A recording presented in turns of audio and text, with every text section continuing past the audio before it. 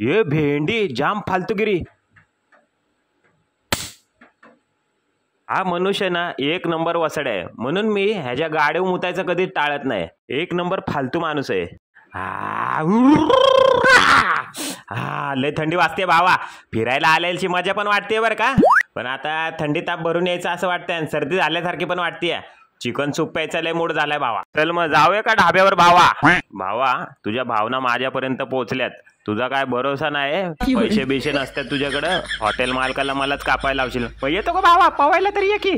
भावा पवायला पण येत नाही, पाण्यामध्ये गळा दाबून मारशील आणि चिकन सूप बनवून खाशील माझं. हे माझ्या मागे अरे चिकनचा तुकडा पडलो भावा.